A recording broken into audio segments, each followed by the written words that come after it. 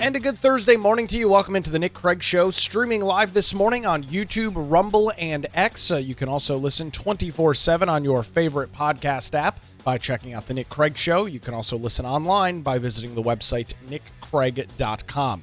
Our show this morning is brought to you in part by the Law Group. Check them out at lawgroupnc.com or give them a call at 910-251-6088. We've got a jam-packed Thursday edition for you this morning. Thanks for spending part of it with us as we begin with some very interesting international news this morning as Israel appears to be preparing to launch an attack soon against Iran. That's according to officials in the United States and Europe, being exclusively reported by the New York Times this morning, a step that could further inflame the Middle East and derail or delay efforts by the Trump administration to broker a deal to cut off Iran's path to building a nuclear bomb. The concern about a potential Israeli strike and the prospect of retaliations by Iran has led the United States on Wednesday to withdraw diplomats from Iraq and authorize the voluntary departure of U.S. military family members from the Middle East. Now, I do want to state, and it's pointed out in the New York Times post, that it's unclear exactly how large or how severe an attack Israel might be preparing. That it does remain unknown this morning, but the rising tensions, of course, is the big concern. This comes after months in which Prime Minister Benjamin Netanyahu of Israel has pressed President Trump to seize on what Israel sees as a moment of Iranian vulnerability to strike. Trump waved off another plan by Israel several months ago to attack Iran, insisting that he wanted a chance to negotiate a deal with Tehran that would choke off Iran's ability to produce more nuclear fuel for a bomb. 2 weeks ago, President Trump said that he had warned Benjamin Netanyahu about launching a strike while the U.S. negotiates with Iran, and while that continues to be underway. It's not immediately clear as of right now how much effort the president made to block Netanyahu's attempts again this time, but the president has appeared less optimistic in recent days about the prospect of a diplomatic settlement after Iran's supreme leader rejected an administration proposal that would have effectively phased out Iran's ability to enrich uranium on its soil. Obviously, the enriching of uranium is what can lead to the nuclear warheads, any sort of nuclear sort of bomb or armament. Benjamin Netanyahu has walked up to bombing Iran's nuclear facilities in the past, only to back off at the last minute. So this is going to be a very interesting thing to follow. It's the idea here that an attack seems relatively imminent because the fact that the United States is removing diplomats from portions of Iraq, are telling other individuals in the Middle East to, hey, voluntarily, if you want to leave, this is your chance to do so. President Trump last night in Florida was asked by reporters about military personnel being evacuated from the Middle East. Here was that exchange.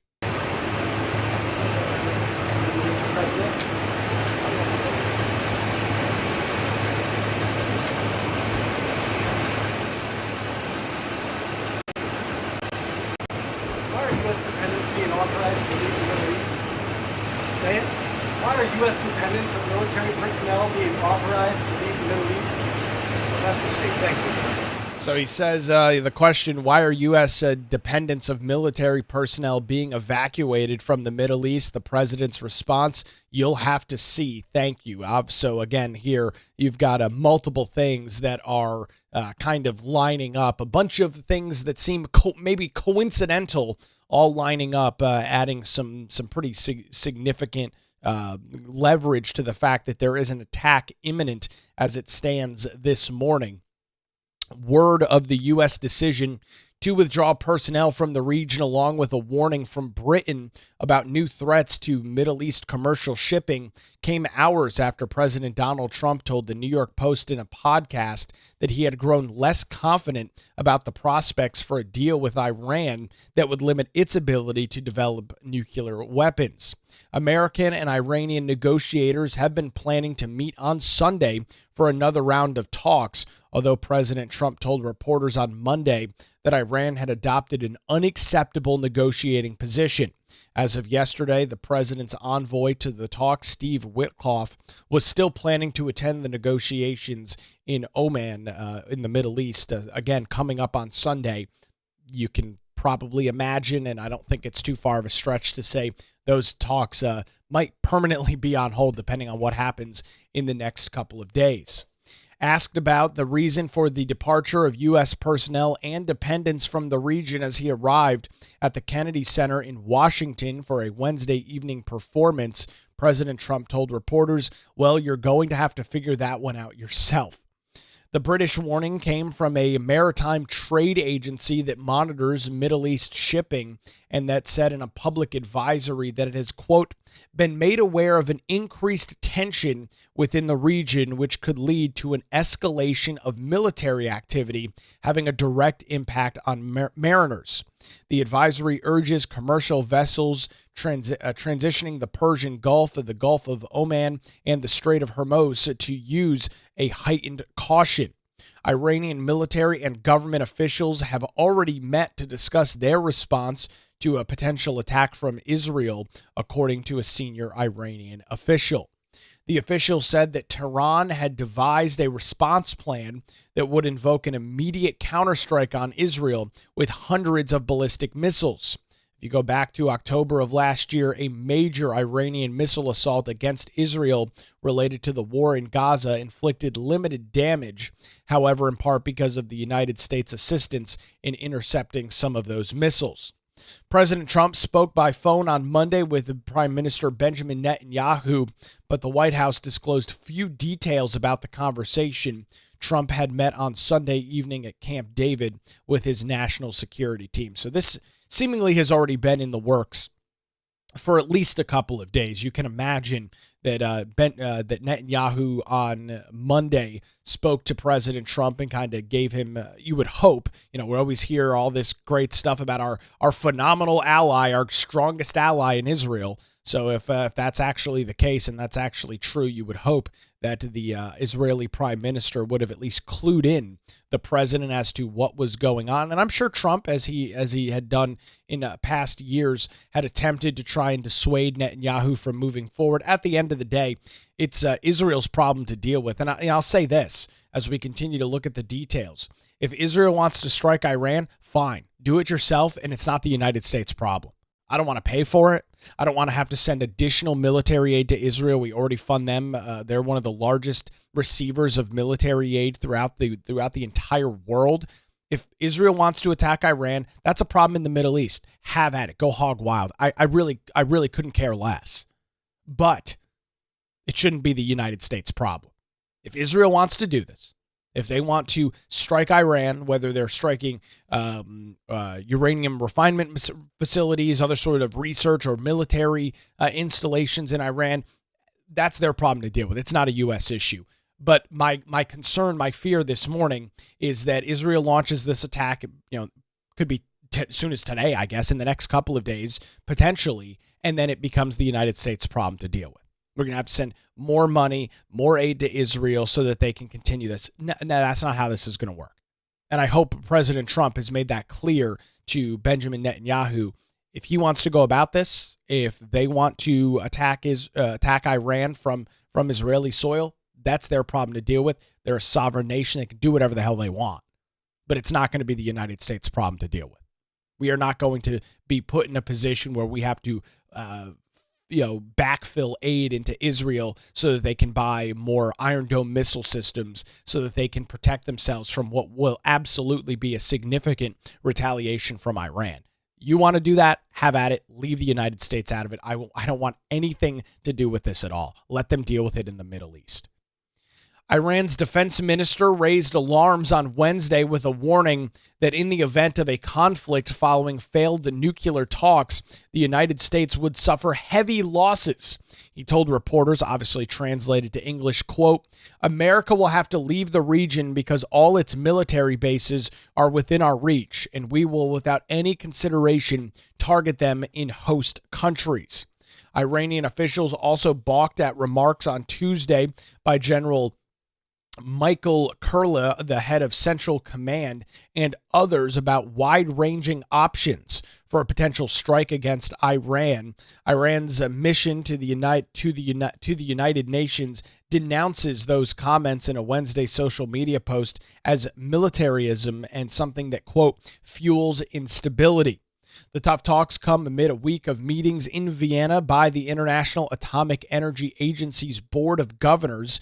The United States, Britain, France, and Germany have submitted a resolution to the agency that would censure Iran for rapidly advancing its nuclear program and violating other commitments under a 2015 nuclear deal brokered with those countries, along with China and Russia. The board is expected to vote on the censure resolution on a meeting coming up this morning. So that could come out. But again, the issue that you're dealing with here, the issue that you've got here is that Iran doesn't care. They feel like they are in a position in the Middle East where if they don't have nuclear armaments, that they are going to potentially be invaded. They're going to have to deal with constant poking and prodding of the bear. And the nuclear option is what has kept them strong to some extent and to some ability, because there's always this threat of continuing to enrich uranium and potentially giving, what I'll note is, the world's largest state sponsor of terror, right? Iran is not the good guys. They're not the good guys. They are the bad guys. They are continuing to fund the war ongoing in the Middle East between Israel and Hamas that's been playing out in the Gaza Strip. That has all been backed, a vast majority of that has been backed by Iran. They continue to fund terror cells throughout the world. They are the world's single largest state sponsor of terror. Plain and simple. There's no other way around it. There's no way to sugarcoat it. That's the practicality of the situation. They are a dangerous force to be reckoned with. No question about it. And so if Israel wants to handle it their way, which is bombing parts of Iran and then them retaliating, that's their prerogative to do so. The question is, and it appears as of right now, that talks between the United States and the country, the world's largest state sponsor of terror, have not gone very well. They're uninterested in a deal, and I get it from their element, from their standpoint. That is the last bargaining chip that they have. Their ability to enrich uranium and put that uranium into nuclear warheads is the largest bargaining chip that Iran has. And so they are going to hold on to that at absolutely all costs. No ifs, ands, or buts about it. So some censure discussion from the International Atomic Energy Agency. Who cares? I mean, it has absolutely no impact at all. So as we stand here right now, as we sit here this morning, continuing to track those details out of the Middle East, just doing a quick refresh of my social media this morning just to see if anything has happened in the last 30 minutes or so. Seems like as it stands right now, things are pretty much the same. So we'll keep an eye on those details. It could happen presumably as soon as today. If not, within the next couple of days, we'll continue to track the details right here on the Nick Craig Show. Also encourage you, if you want to stay up to date with news outside of our show here live weekday mornings, give me a follow over on X. It's at Nicholas M. Craig, and tweet a mix of state, national, international news as it is relevant and breaking. Follow me over on X at Nicholas M. Craig on X. We are turning our attention this morning to some pretty big national news. President Donald Trump announcing that his administration plans to eliminate the Federal Emergency Management Agency. That's FEMA, coming up after the 2025 hurricane season. Reporters were in the Oval Office earlier this week for a briefing that the president was receiving on preparation for the 2025 Atlantic hurricane season, which, as we have talked about, began June the 1st, runs all the way till November the 30th, so runs all the way through the end of November. And the president made the announcement that he is planning for this year to be the last year of FEMA. Here's the president earlier this week. We want to wean off of FEMA, and we want to bring it down to the state level. A little bit like education, we're moving it back to the states so the governors can handle it. That's why they're governors now. If they can't handle it, they shouldn't be governor. but these governors can handle it, and they'll work in conjunction with other governors. They'll give each other a hand. But the FEMA thing has not been a very successful experiment. Very, very expensive, and it doesn't get the job done. You saw what happened in North Carolina under the past administration. And when we got in, we did a great job for North Carolina, brought it back, but it was a disaster, FEMA. And it has not worked out well. It's extremely expensive. And again, when you have a tornado or a hurricane or you have a problem of any kind in a state, that's what you have governors for. They're supposed to fix those problems. And it's much more local, and they'll develop a system, and I think it'll be a great system. And also when it comes to forest. So the president makes a very interesting point there about governors and states. And we've heard, and we'll get into some of the commentary from Democrat Governor Josh Stein here in North Carolina. Governors should be responsible for this. And, when you think about that inherently, do you have an objection to that? I don't. The president makes the point, if they're incapable of handling that, maybe they shouldn't be governor. I mean, states deal with a variety of other issues solely by themselves, and there's no problem there. And yes, natural disasters, hurricanes, tornadoes, floods, major winter events, blizzards, ice storms, things of that nature, they do have a huge impact. There's absolutely no argument about that. But this idea that states throughout the union cannot operate without FEMA just seems to be absurd. I feel like I'm missing part of the equation as to what I'm hearing. FEMA has an annual budget of over $20 billion, billion with a B dollars. That money is not going away. That money is just not going to be funneled through the federal government. And the reality, I think, is pretty simple. When you have the federal government surge into an area after a natural disaster, it is not the most efficient use of resources. And those resources can be multifaceted, whether we're talking about simply cold hard cash and the ability to buy things, or the actual physical resources on the ground, right? FEMA is not the best avenue, the best tool to use these resources. We've seen that. We saw what happened with Hurricane Helene. You go all the way back to Hurricane Katrina and the issues with FEMA in New Orleans. Almost every season in Florida, you've got issues with FEMA. And then you look at a state like Florida, and you look at how quickly they recover from storms. There's the model. There's the example. Under the phenomenal leadership of Governor Ron DeSantis in Florida, they're so quick to respond to storms. It's unbelievable. Bridges get destroyed. Federal government says, that could take 6 years to rebuild, or some ridiculous time frame.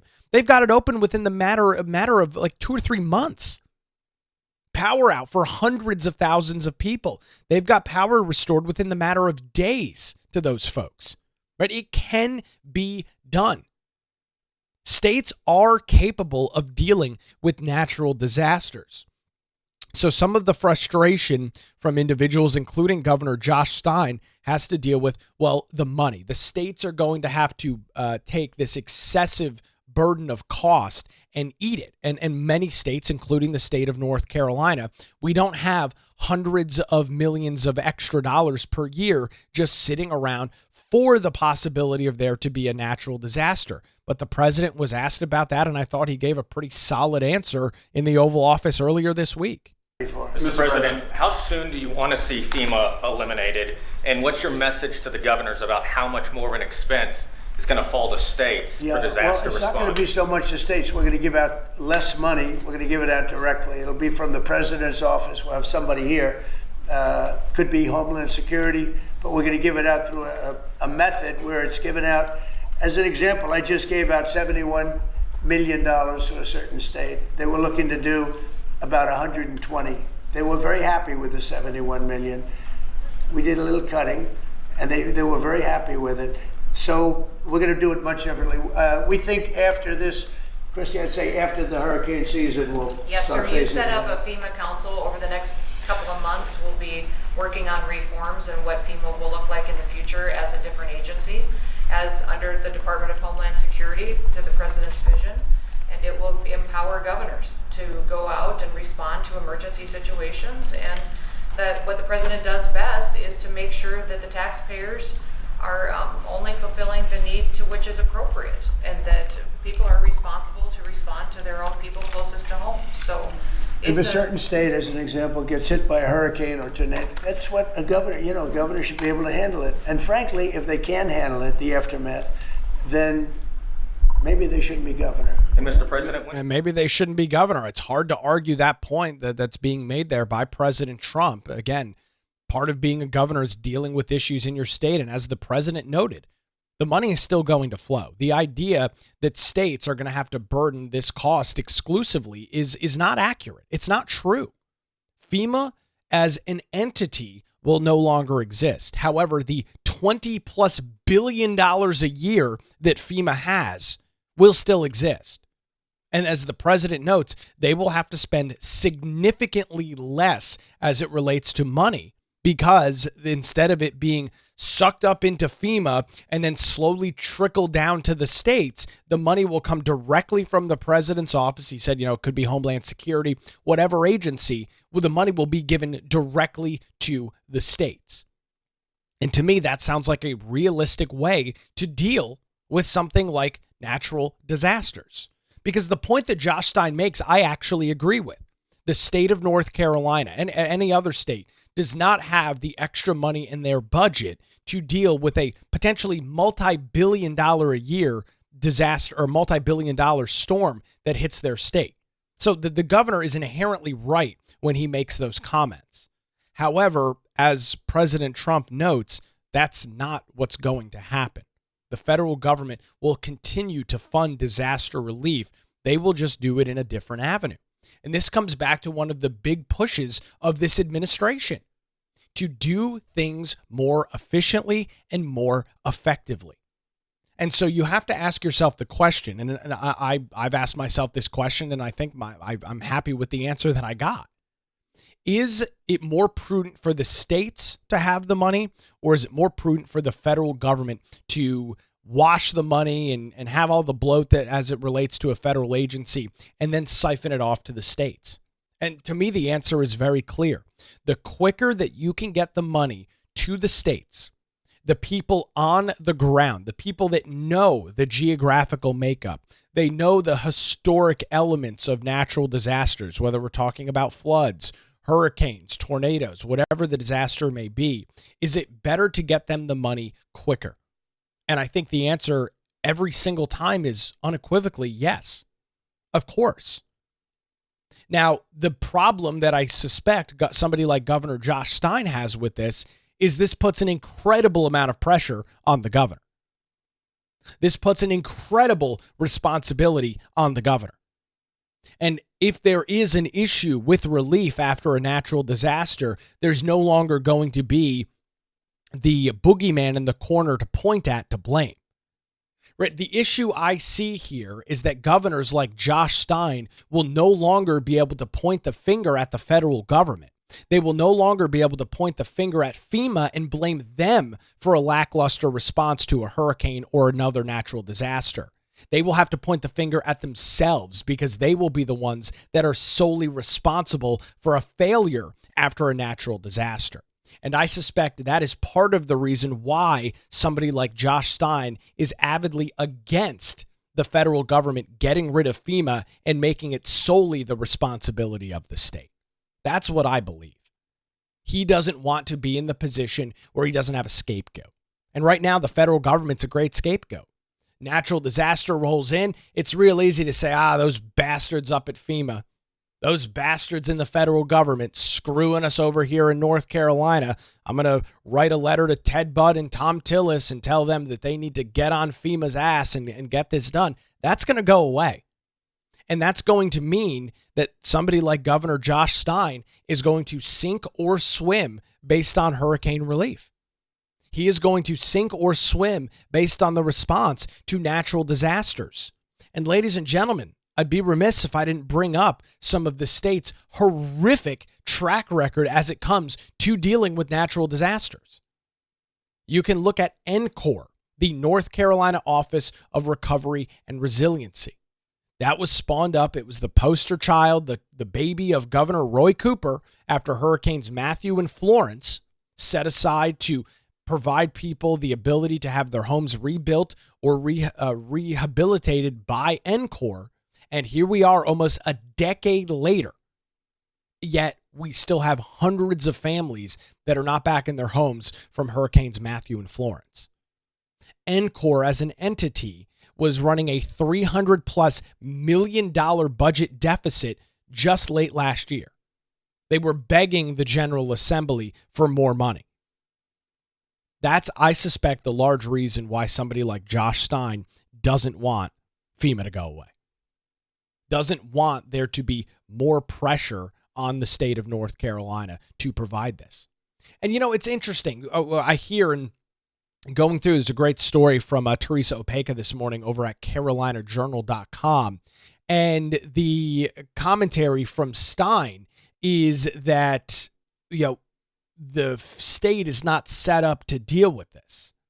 He makes the point, quote, "This is one of the reasons why it's critical to have a strong FEMA, because most states don't experience natural disasters on an annual basis the way that it feels like we do here in North Carolina."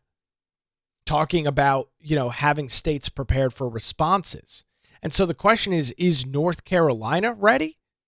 I mean, the state funds emergency management. The director of that, Will Ray, funds them at the tune of hundreds of tens of millions of dollars a year.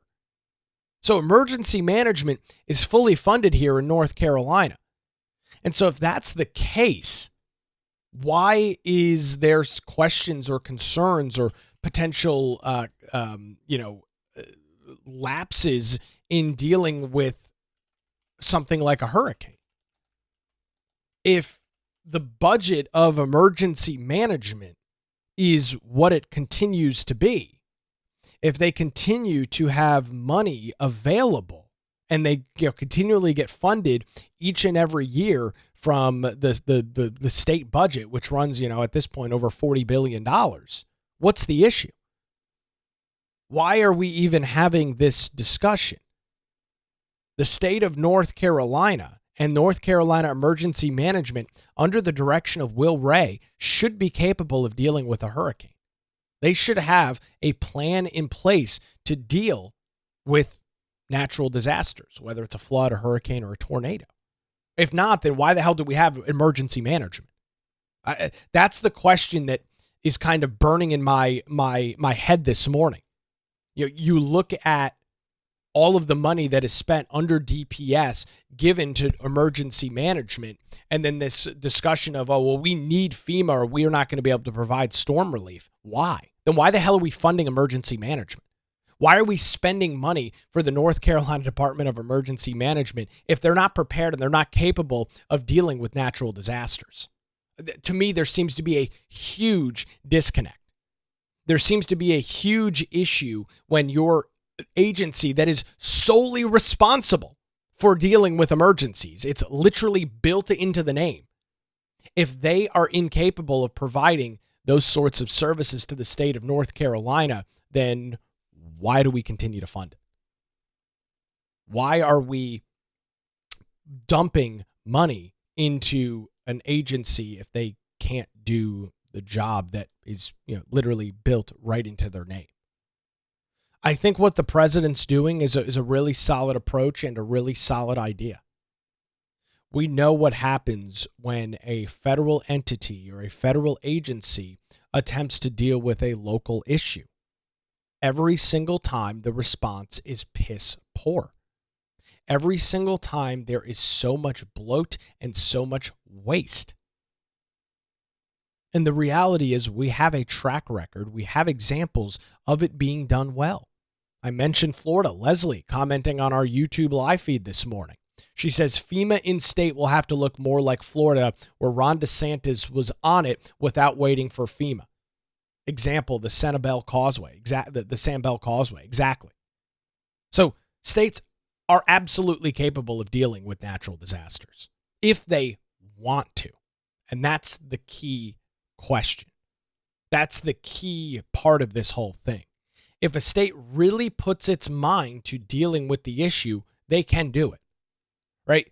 I've mentioned Encore. I mentioned Hurricanes Matthew and Florence. Those storms also severely affected South Carolina as well, right? Our neighbors were here in Wilmington. We're 45 minutes from the border, if that. Our neighbors in South Carolina dealt with some of the same impacts from Matthew and Florence. Guess what's not going on in South Carolina this morning? There is not an entity similar to Encore that is running a $300 million budget. There are not hundreds of families that are still waiting to get back in their homes. That's already been solved down in South Carolina. They've already dealt with that, and it makes sense because Hurricane Matthew was 9 freaking years ago. That storm didn't happen yesterday. It happened almost a decade ago. Hurricane Florence happened 8 years ago. So there is no excuse as to why things are so lackadaisical in North Carolina, except for the fact that under Governor Roy Cooper's leadership, they didn't care. Under Roy Cooper's leadership, they completely failed at their ability to provide substantial relief to residents of the state dealing with those two storms. And we've got this Grow NC entity out of the Governor Stein's administration that is going to try and fix the wrongs of Encore, try and make it so that folks in Western North Carolina don't have to wait 25 years to get back in their house whenever the hell the state gets around to it. And I would suspect that we're probably going to see a very similar setup there. I would suspect that we're going to see some of the same issues because the reality is you can change the name of the agency. You can start a brand new agency with this guy under the auspices of we're going to correct all these wrongs. But what did we just report last week? A facility in Swannanoa, North Carolina, operating a water and shower facility at the tune of $140,000 plus a day, costing taxpayers over $20 million for one facility. That could have built over 100 homes if the state actually spent the money on, providing people relief. So the same situation is unfolding right now, and it's all happening under the leadership of Democrats in North Carolina because this stuff is exclusively controlled out of the governor's mansion. The General Assembly has they have oversight, but they have no directive over how this thing happens. And they shouldn't. A lawmaking body should not be the ones responsible for rebuilding people's homes. What they should do is allocate the money. What they should do is allocate the funds, which is exactly what they did. They fully funded Encore. They fully funded the North Carolina Office of Recovery and Resiliency to provide relief in Eastern North Carolina. What did Encore do? They pissed the money away. They mismanaged the process. They overspent by the tune of $300 million and then went crying back to the General Assembly that they needed more money. It is unfortunately a cycle. It is unfortunately a story that is as old as time as it relates to government. Complete and total inefficiencies. Completely and totally being ineffective at your job, at your goal. And I hope that doesn't repeat itself. I hope history doesn't repeat itself as it relates to relief in Western North Carolina. But I'm going to be perfectly blunt and honest with you. I don't have a lot of confidence in this Governor Stein's Grow NC entity. I don't have a lot of confidence in North Carolina emergency management. I don't have a lot of confidence that they're good stewards of our money. Just, again, look at that facility in Western North Carolina, providing 40 to 60 showers and bathrooms a day to people. And it cost $145,000+ a day to operate. You're telling me that's the best use of state funds? That there was no other way the state could have spent $145,000+ a day beside providing 60 to 70 showers a day? Not physical showers, right? We're not talking about 70 shower facilities. We're talking about 70 people a day. That's a gross misuse of taxpayer funds. It's a gross misuse of recovery dollars that the General Assembly set aside. And I'm sure Democrats will point the finger and blame the Republican General Assembly. They've done their job. They allocated the money. Now it's upon the governor, and it's upon Department of Public Safety, which is completely under his jurisdiction, and emergency management completely under his jurisdiction, and Grow NC completely under his jurisdiction to figure out how to spend the money in the most effective way. And if This report from Swannanoa out of State Auditor Dave Bolick's office is any indication, it is the same old unfortunate situation unfolding out west. So I'm in full favor of President Trump abolishing FEMA at the end of this year and pushing it back to the states. And if a governor like Josh Stein can't handle it, which he may be able to, he says he can't. If a governor like Josh Stein can't handle it, then I agree with President Trump. He has no business being in the governor's mansion. We have other governors that are capable of dealing with it. Case in point, Ron DeSantis, the state of Florida. It can be done if you want it to be done. If it's a significant enough issue, it can be dealt with. They just don't want to, because then there's no more scapegoat. There's nobody else to point a finger at. There's nobody else to blame for the failures of the state. Right now, FEMA is a great way to do that. FEMA is a phenomenal tool to use as kind of the poster boy of all of the issues. And you can say, damn federal government once again. No more if this goes forward. I'm sure some of this will be contingent on what this Atlantic hurricane season looks like. If we have an incredibly destructive Atlantic hurricane season, President Trump might have to change his policy on this a little bit. The PR may not be sustainable for him. But if it's a regular run-of-the-mill Atlantic season with a couple of bad storms, but nothing so catastrophic like Helene, this is probably going to move forward. And I very much look forward to it and look forward to seeing what comes of it and really kind of turning up the heat and turning up the pressure on governors like Josh Stein to figure this thing out. At the end of the day, they're the governor. So here's the money. Figure it out. We'll continue to track details right here on the Nick Craig Show. When legal challenges arise, make sure you put your trust in the Law Group right here in Wilmington. Since 2003, their experienced attorneys have provided high-quality, affordable legal services across Eastern North Carolina. Whether you're in a situation where you're facing a divorce, navigating real estate transactions, or maybe you're in a position where you need a strong defense, the Law Group has your back. Their dedicated team ensures your questions are answered and issues are resolved promptly. Great news, they're located in downtown Wilmington and just a free phone call away at 910-251-6088. You can also visit them online at lawgroupnc.com. Give them a call, 910-251-6088, or visit them online at lawgroupnc.com. The Law Group, experience and dedication you can rely on. We appreciate the Law Group and their continued support of the Nick Craig Show.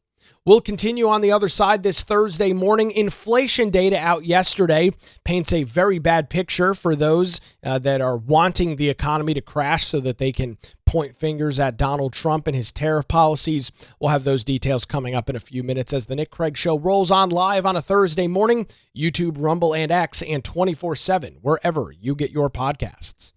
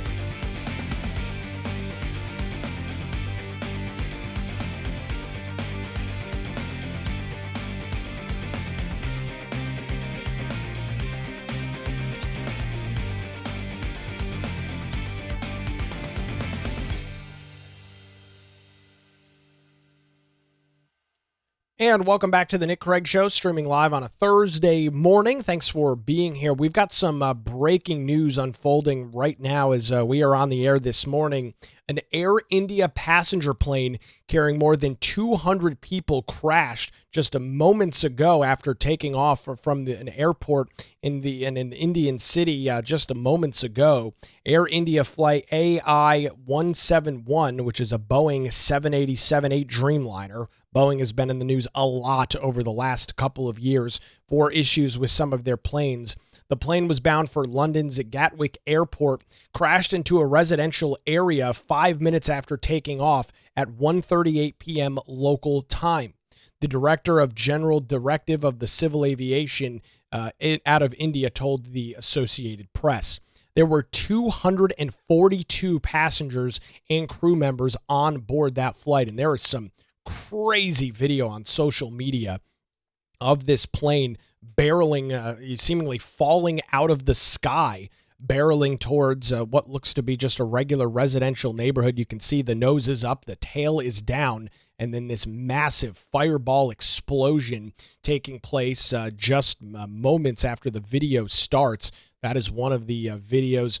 Other footage from the scene shows a neighborhood completely engulfed in huge, heavy black and gray smoke arising from where this Boeing plane crashed in India just earlier this morning. 242 passengers and crew aboard. Man, I can only imagine. Let's see if we can pull up Boeing's stock price. It has got to be absolutely in the toilet this morning. It's already been rough over the last couple of months. And yeah, you can see, let's see if I can pull this up in a way that actually makes sense. You can see the stock was trading around $210 as we hit the 5 o'clock hour this morning, and it has plummeted all the way down to $196, $197, down almost 8% with this news coming out of India. No surprise there. Boeing, man, I don't know. It's a rough situation with them. I mean, you look at the issues that they've had with the Dreamliner since its launch. You look at the issues they had with their spacecraft, which left astronauts stranded in space for months. I don't know what's going on with Boeing. I'm going to be perfectly honest with you. I have no idea what's going on with that company. It seems like everything that they touch as of late is a complete freaking disaster, and I can imagine that stock is going to continue to fall in the coming hours as we get closer to the market open at 9:30 this morning. Horrific situation unfolding in India, and of course we'll keep an eye on those details and figure out whether this was another Boeing mechanical issue or something else that caused this plane to seemingly fall right out of the sky just hours ago in India. We'll continue to track those details and provide any new information. I'll keep an eye on the social media sphere as we wrap up the show this morning and see, just doing a quick refresh here to see if there's any new information coming in. Doesn't look like it right now, but that plane crashing, heartbreaking, pretty rough to watch. We'll keep an eye on those details. Turning our discussion this morning to inflation, right? Inflation's interesting for a variety of reasons. Of course, it makes things more expensive for you and I, right? No surprise there. But the coverage of inflation, I think, is what I find more interesting than anything else. Under the previous administration, you had huge, major, big-time problems with inflation. In the summer of 2022, you had inflation at over 9.5%, the highest that the United States had seen in decades. And while there was some coverage of it, there wasn't as much media coverage as I would have expected. I remember at the time, of course, I was doing the morning show here in Wilmington over at 980, and I was talking about it every day because it was a major, massive story. You had the economy in a complete and total free fall for months on end under Joe Biden. And the media, of course, provided extensive amounts of cover to their guy, to their party that they will go to no ends to protect. They will protect and carry water for the Democrats consistently. But since Trump has been in office and he has brought up the favorite word of his, the T word, tariff, there's of course been so much media clamoring over inflation. Now, I'm consistent. I talked about inflation under Biden. I will continue to talk about inflation under Trump. I do think there are serious concerns with the tariffs, and I have no problem expressing that opinion. But it pisses me off when I have to listen to outlets like CNN and CNBC and MSNBC and all the other major networks now, pearl clutching over tariffs and how this is going to make things that you buy cost more money. And Donald Trump is going to make it more expensive for you to live your life. They didn't care about when Joe Biden's economic policies caused inflation.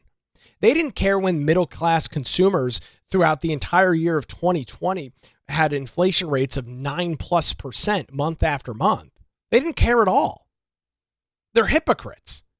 They want to talk about tariffs and how that's going to hurt the middle-class consumers, but they didn't say a damn word when it was happening under Biden. They're hypocrites.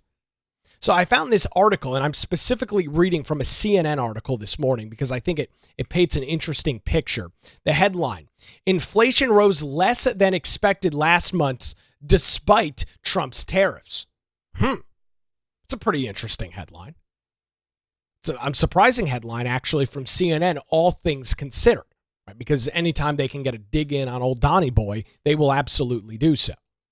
So let's take a look at the details. I'm going to read the CNN article almost all the way through because I think it's an interesting read. From CNN, inflation rose less than expected in May, a month when the effects of higher tariffs were starting to become more widespread. So negative framing literally within the first sentence. Even though it should be incredibly positive news, higher tariffs are starting to become more widespread. Of course.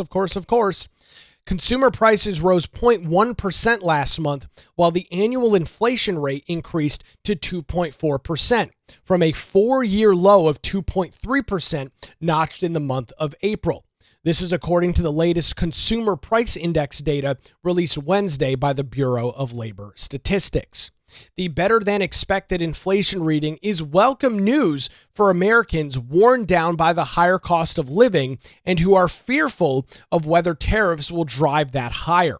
However, while the tariff impacts weren't prevalent in Wednesday's report, the latest CPI was lightly marked with potential indicators of price hikes and weaker consumer demand. So, of course, we've got to put a negative spin on this. We've got to make this seem like it's bad, even though inflation continues to go down. Last month was a 4-year low. That should be shouted and sang from the rooftops. But it's not. Because what does it show? It shows that Trump's economic policies are having an impact. It shows that the messaging from the administration is providing confidence to the American consumer. And CNN and all these others, that they can't stand by and allow that to happen. They can't come to the reality that the previous administration's economic policy was an unmitigated freaking disaster. They just can't do it. They can't bring themselves to admit that. May's overall inflation readings came in better than expected. Economists had projected that falling gas prices would keep the overall monthly inflation rate in check, while year-ago comparisons became less favorable. Forecasts called for a 0.2 monthly rise for the CPI and for the Consumer Price Index to increase to 2.5% on an annual basis. Wednesday's report was pretty unambiguously good, said Mike Pulges, a senior economist at Wells Fargo. He's told CNN, quote, "It was a good reading in terms of looking for softer inflation. I think it's too early to draw any conclusions from whether tariffs are having X effect or Y effect," which I think is an accurate analysis. The full impact of tariffs, which I am of the mindset still that they will inherently cause higher prices for U.S. consumers, is yet to fully play out. However, at least in the short term, the inflation continues to go down. People, regular everyday Americans, are spending less for gas. They're spending less at the grocery store. They're spending less on rent. It is across the board a better situation for American consumers than it was even 6 or 8 months ago. There is no way to boil that down any other way. It's a plain, simple fact. The CPI data comes out literally every single month. You can look at a chart and see the difference. Stock market futures jumped higher after the data was released. The Dow was around 165 points higher by midday. The S&P rose 500 and the NASDAQ composite gained just almost 0.2 percentage points. CNN goes on to say, for now, a closely watched measurement of underlying inflation is holding steady. And so here's the chart, and I'm surprised CNN even bothered to include this in their report. This is the inflation chart going all the way from January of 2016 to where it is right now. And you'll notice this insane peak starting, it looks like around January of 2021. I wonder what happened there, all the way until the latter parts of 2023. So you've got this huge peak here, which was the summer of 2022, where inflation was at its highest, 9.5%. This chart is astonishing. Now, I already knew this, you already knew this, but this goes to show you the impact that inflation had and the economic policies continued to have throughout the Biden administration. And you look at where the inflation is right now, May of 2024, it is the lowest levels that it's been since the early parts of 2021. And I would suspect that that number is going to continue to go down. Now, the tariffs could potentially cause that to maybe baseline a little bit, might cause it to tick up just a slight bit, but it's down significantly from where it was, right? The 10-year average, according to this chart, is 3.2%. So we are now well below and consistently below for the last couple of months, below that 10-year average, which is good news for American consumers. Let's continue with our great piece over at CNN. Economists have anticipated that price pressures would continue to build as businesses try and adapt to President Donald Trump's sharp escalation in U.S. tariff rates and unpredictable trade policies. However, they've also cautioned that it might take some time before higher tariff rates result in pricier items for consumers and ultimately higher inflation rates. Among the key reasons for that, economy data is lagged. There have been significant shifts in tariff policies, and some of the most aggressive duties were curtailed, paused, or lessened. Businesses front-loaded purchases, building up their pre-tariff inventory, and are offering up discounts to keep alienating customers. And some costs from the initial waves of tariffs might have been absorbed by retailers and manufacturers. So here's the problem. CNN, you can't have it both ways. You say constantly that tariffs are going to cause American consumers pain and pressure because industry is not going to eat the cost. Then you say, quote, waves of new tariffs may have been absorbed by retailers and manufacturers. So what is it? You can't play both sides. You can't choose to waffle back and forth on this issue when it fits your political narrative. Either A, the retailers and manufacturers are going to eat the cost, which I am of the opinion they won't. They either A, do that, or B, they pass it along to the consumer. Stop waffling. Pick a stance, plant the flag in the ground, and stick with it. This is why outlets like CNN struggle so much. They are so freaking inconsistent in what they do.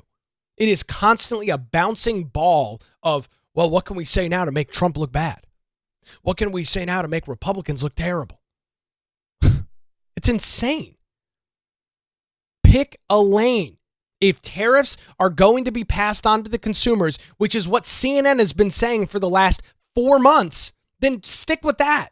Don't give me this bullshit about how, oh, well, you know, the tariffs may not have affected the consumers yet because they've been absorbed by the retailers and manufacturers. It doesn't make any sense.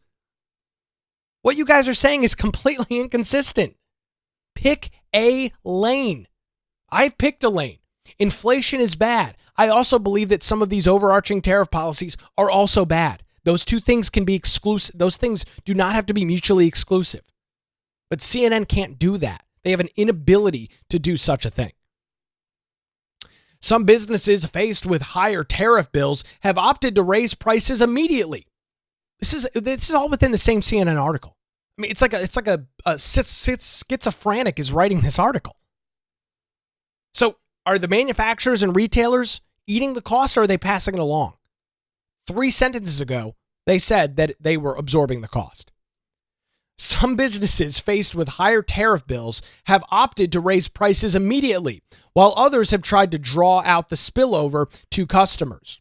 In mid-May, for example, Walmart's CEO said that the world's largest retail chain would, quote, do our best to keep our prices as low as possible, but price hikes would begin later in May. Other companies that have decided that they are going to immediately pass the cost on to consumers. The overall price hikes seen in the May CPI report were largely driven by housing-related inflation. The Shelter Index, which measures the cost of living in homes, rose by 0.3% for the month, but saw inflation slow to 3.99%, the lowest rate since November of 2021. Grocery and restaurant prices moved higher for the month, rising 0.3% as well. However, egg prices dropped for the second month in a row, falling by 2.7%. Service inflation was fairly muted, with economists saying it could indicate softer demand and consumer pullback. However, certain declines in categories such as airfares could be attributed to seasonal adjustment calculations made by the Bureau of Labor Statistics. In terms of calculations, it was unclear whether BLS recent reduction in collections were affecting data.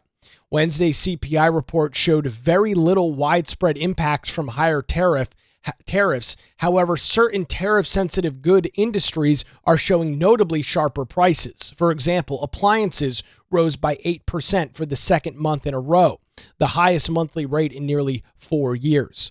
Toy prices climbed for the second consecutive month, leaping by 1.3% from April. Sporting goods and tools showed similar price trends as well, and apparel prices also. CNN just can't make up its mind.